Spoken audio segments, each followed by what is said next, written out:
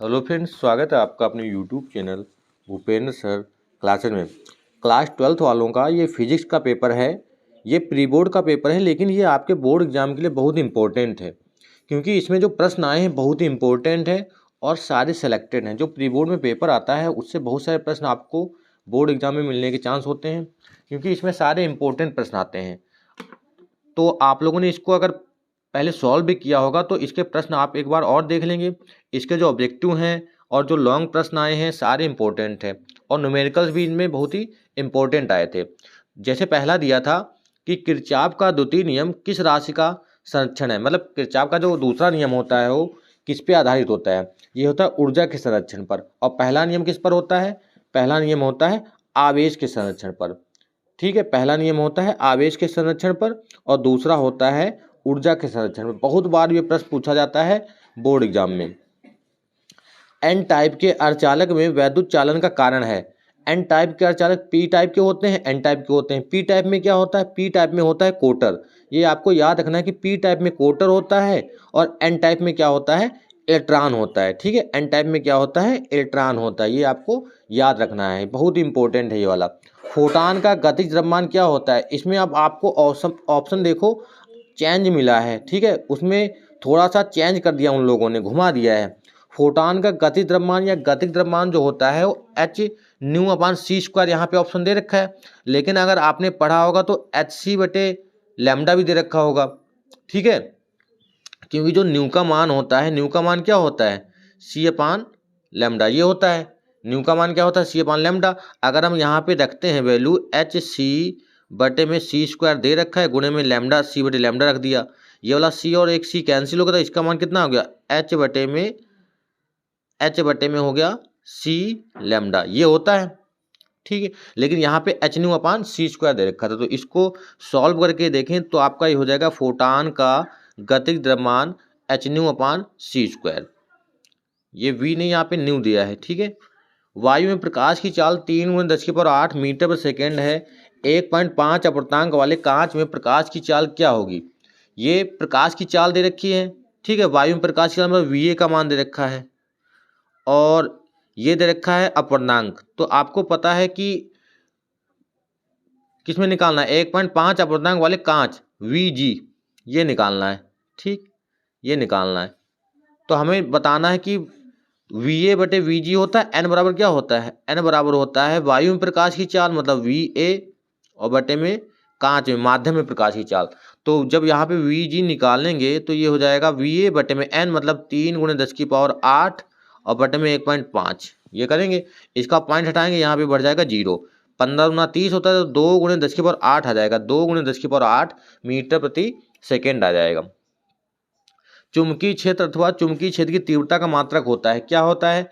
Weber per metre, weber metre square, weber या weber into metre square. तो इसका मात्रक होता है वेबर प्रति मीटर स्क्वायर, वेबर प्रति मीटर स्क्वायर होता है। समान पदार्थ के दो ठोस घनों की भुजाएं एल, यहाँ पे एल है, ये एल तथा 3L हैं, तो इनमें प्रतिरोधों का अनुपात क्या होगा? जो प्रतिरोध हैं आपके R1 R2 उनका अनुपात हमें बताना है। तो यहाँ पे इसका हो जाएगा 1:3। जब इसको सॉल्व करेंगे पूरा, इसका फार्मूला लगाएंगे तो यहाँ पे जब उनको अनुपात में रखेंगे सारी वैल्यूज एक समान हो जाएंगी, और इनका जब रखेंगे L/3L हो जाएगा तो L कैंसिल हो जाएगा, 1:3 बचेगा। कितना बचेगा? 1:3।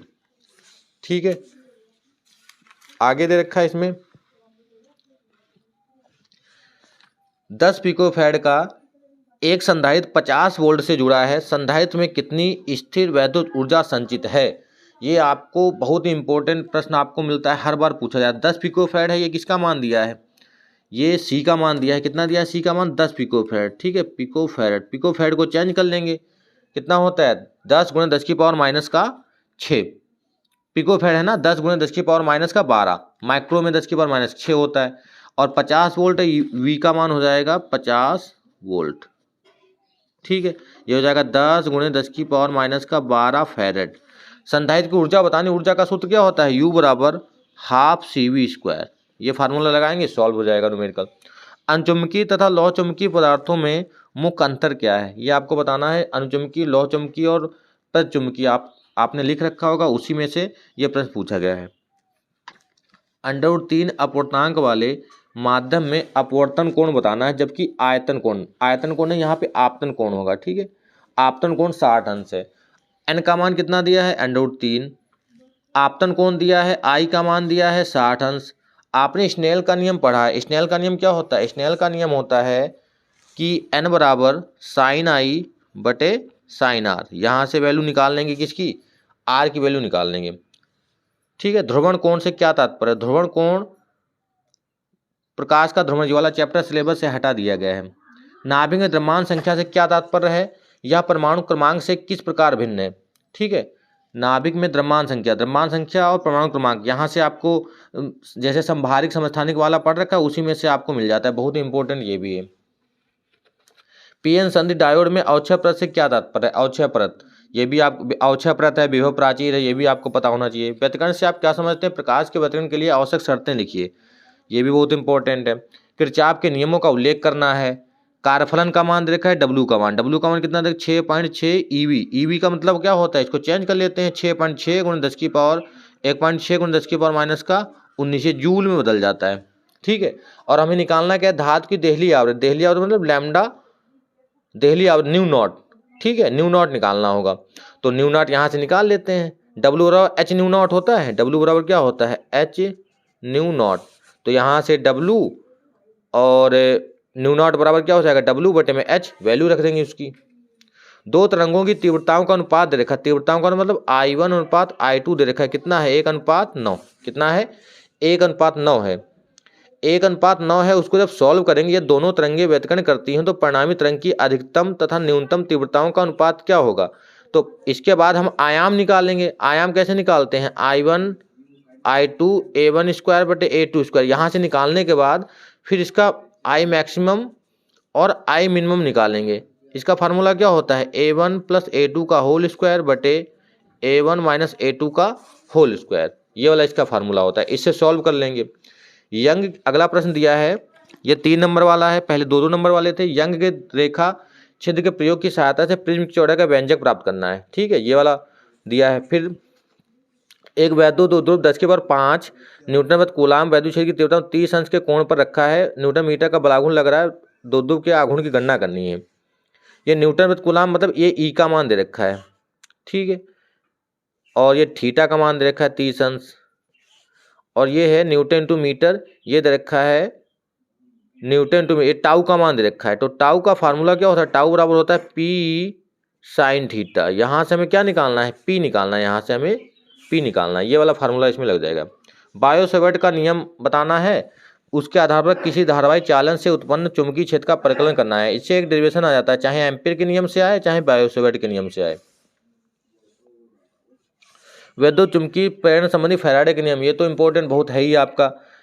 हाइगेंस के तरंग सिद्धांत से अपवर्तन के स्नेल का नियम को स्पष्ट करना है, ये वाला। बोर के परमाणु मॉडल की व्याख्या अपवाह वेग या अनुगमन वेग होता है, संबंध बताना है। LCR परपथ बताना है आवृत्ति के लिए, जो फार्मूला होता है आवृत्ति के लिए क्या होता है, F बराबर 1/2π/LC वाला। ठीक है, ये वाला होता नहीं, F बराबर 1/2π/LC, ये वाला फार्मूला आपको बताना है। ये एक सवाल दिया है, समतल उत्तल लेंस का व्यास दे रखा है, उसकी मोटाई दे रखी है, हमें बताना है फोकस दूरी बतानी है। ठीक, वैद्युत फ्लक्स की परिभाषा, मात्रक तथा विमा, बहुत इंपॉर्टेंट। ट्रांसफार्मर, ठीक, ट्रांसफार्मर के साथ में एक सवाल भी दे रखा है कि इसकी कार्यविधि भी समझानी है। आदर्श ट्रांसफार्मर प्राथमिक और NS और NP होता है। प्राथमिक मतलब NP और NS मतलब सेकेंडरी, द्वितीयक। इसमें ये दे रखा है NS NP, और सप्लाई वोल्टेज दे रखा है VS, VP का मान दे रखा है। यहाँ से हमें निकालना होगा धारा का मान निकालना है, प्राथमिक कुंडली में धारा का मान निकालना है। तो आपने फार्मूला पढ़ रखा है VS/VP बराबर, ये वाला VS/VP बराबर NS/NP, या परिणमन अनुपात वाला जो होता है R का मान। परपथ चित्र की सहायता से पीएन सन डायोड की पूर्ण दष्टकारी प्रक्रिया के बारे में समझाना है हमें। ठीक है, क्वांटम मॉडल के आधार पर ये प्रकाश वैद्युत समीकरण की व्याख्या करनी है, इसकी व्युत्पत्ति करनी है, ये भी बहुत इंपॉर्टेंट होता है आपका। प्रकाश वैद्युत समीकरण हमें बताना होता है, आइंस्टीन का द्रव्यमान समीकरण नहीं होता है।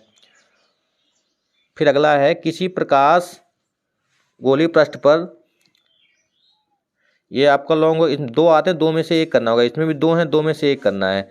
ये वाला डेरिवेशन करना है, 1/f बराबर n-1 1/r1 - 1/r2 अपवर्तनांक तथा वक्रता त्रिज्या के पदों में स्थापित करना है। और 2 इसके लॉन्ग और होंगे अभी।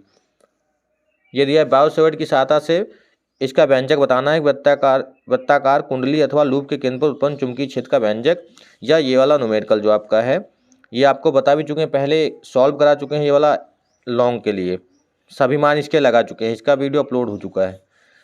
फिर ये वाला, ये भी बहुत इंपॉर्टेंट, समांतर प्लेट संधारित्र, और ये भी बहुत इंपॉर्टेंट समांतर प्लेट संधारित्र। ये तो आपका बोर्ड के लिए बहुत इंपॉर्टेंट है। समांतर प्लेट संधारित्र के लिए व्यंजक बताना है, ठीक है। और गॉस के नियम से अनंत लंबाई के आवश्यक तारक वैद्युत क्षेत्र की तीव्रता का व्यंजक। तो इसमें बहुत सारे प्रश्न जो है बहुत ही इंपॉर्टेंट है, जो बोर्ड के लिए भी बहुत इंपॉर्टेंट, और आपके इसमें से बहुत सारे प्रश्न मिल सकते हैं।